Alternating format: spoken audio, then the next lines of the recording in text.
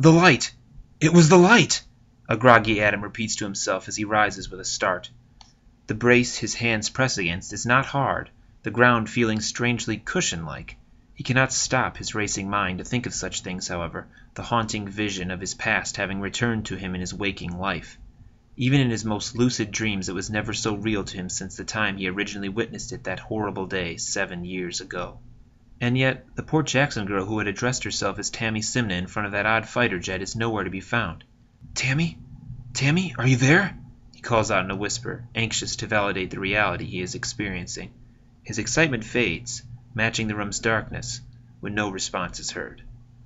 Composing himself, Adam pays more attention to what is holding his body and recalls the supple material he initially sensed. His eyes adjusting to the blackness, he gazes upon the pliable ground for the first time. The ex-winger is so startled by what he sees that his body lurches back. It is a bed, and not just any bed, but his, the very bed he slept in the night of Darian's disappearance. His eyes spin in their sockets, trying to take in everything, before finally resting on a draped window in the corner. There, an inkling of light seeps into the somber gloom. I don't understand. Was I dreaming? Am I awake? Can anyone hear me? Is anyone here? What proof do I have that anything has ever been real? Adam suddenly realizes in a panic, seeing that he is wearing his blue and gray WDC uniform. Lifting its cuffs, he notices that his road rash is gone. He speedily unbuttons his top and pulls down his undershirt, searching for the chest scar, but it is absent as well. These crazy events, Owen's betrayal, the resistance, those monsters in Sydney, Tammy. What if all that was one big nightmare? One big fallacy? How could that be? What would that mean?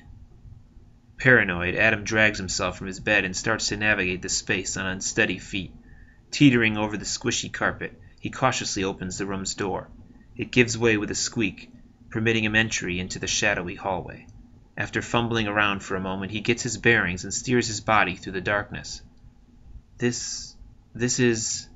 Adam locates a coal-colored metal banister right where he expected to, and he follows it down a familiar set of stairs. This is my house. He treads down the staircase, feeling ill, and abruptly hears the faint sound of a piano. It plays an eerily soothing melody that he finds himself drawn to, and Adam begins to pick up his pace. The last stair-step creaks as he motions off of it, just as it always had, and shivers run through his legs all the way to his brain. "Hello?" he calls out again, heading toward the music. "Mom? Dad? Who's there?" Adam turns a corner and flips a light switch that he remembers was in the room. The light overhead reveals a grand piano, but no one is playing it. Okay, enough of this! Troubled, he strides toward the fancy three-legged instrument. Framing its pearly keys is a machine administering the tune, and Adam maneuvers closer. Behind the translucent mechanical fingers, the device's brightly backlit display screen scrolls, title, Beyond Our Memories, Flies the Light. My mom, Mrs. Jhen, loved this song. I remember her playing this all the time. That's why it sounds so familiar. The song suddenly stops on a note of discord, and the room's light shuts off. The LED screen blinks in and out on a separate power source, and the words change. Did she? The monitor silently asks, responding to his stray thoughts. Unexpectedly, the melody resumes, though the sounds are no longer originating from the piano before Adam. His ears pick out that the music is now emanating from the living room by the house's front door. How can you be sure? Do you even truly remember the light? Follow the melody. Be the harmony. Scrolls across the face of the robotic pianist. Adam looks at the screen and he takes a step back, bewildered. Curiosity one of his only options, he hastens toward the sound of a second piano. This time the tune is being plunked out with great hesitancy. We only had one piano in the house. What's the deal here?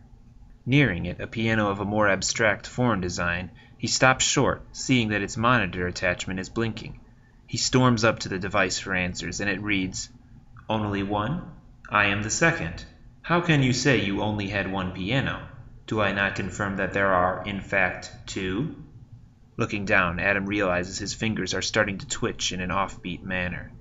He feels as if he knows this song very well, and his hands instinctively reach for the keys. His fingers begin to seamlessly glide across the ivories around those which are tapped in for the melody by the computer, and he finds himself playing the beat that was pulsing through his nerves. It blends with the melody being performed, and the resulting song pierces his mind. "There, you see? Now you remember," notes the monitor. "You are the harmony. You are playing well." Adam wrenches his possessed fingers back and shakes his tingling hands. "This is too weird." "Then leave, but be sure to follow the song," the screen concludes. The oblong piano computer shuts itself off, and the front hallway light turns on. Adam can no longer take this craziness and decides to leave as instructed, convinced that there are no living souls in the house. Outside the front window is a panorama of his old neighborhood. Adam opens the blue wooden door, which his mind wants to tell him was shut in his face by a strange woman just a day or so before, and steps past the white screen door. He wanders to the driveway, dazed after his bizarre interaction with the pianos, and discovers his gaze stuck on the single street lamp just off his childhood property. Its dull glow in the night surroundings throws harsh shadows across the lawn, but also just enough illumination for Adam to get a glimpse of the space in between his old house and the neighbors. That narrow corridor, eventually escaping the light and slipping back into the obscurity of shadows, grants Adam's eyes a hint of the dark forest that lies beyond. From that limited peephole view, a new column of light sprouts up in the distance amidst that sinister forest. Though the horizon is restricted by the houses and trees, even the smallest sliver of this imposing light is recognizable to Adam. It has been the source of silent nightly screams for longer than he'd care to recall. After a few uncertain, confused paces, he breaks into a full-hearted sprint straight for it. The all-too-familiar scenes of the past flood his mind as his urgent legs carry him toward the mysterious, overwhelming light. He traverses with an uncontrollable passion, moving on instinct, leaving the safety of his suburban domain for the raw wilderness ahead. His feet escape the tall, tangling grass and pound on into the wooded grounds, maneuvering around pines, ditches, and old logs toward the haunting light. His loose uniform receives more than a few rips and his skin a few scratches while he races within the midnight confines, but he doesn't care. At last Adam penetrates the wall of brown and the veil of deep green to where the pillar of light has rested, and he spots the phantom shapes of one youth and two titans. The bulky humanoid abominations grab onto the shadow-blanketed, wiry youth with one hand each, their other hands holding on to something lost in the bright illumination. "Darian!" Adam cries through the suffocating silence, recognizing his brother. "It's happening again. If what I've lived has been false, it's reoccurring. I have to stop it. This time, I have to!" Adam is about to dash in and interfere, but he finds himself paralyzed in the same fashion as Darian, who is now being lifted into the source of the light above. Adam pleads his burning muscles to move forward, but his body merely trembles. It refuses to concede to his nerves' demands.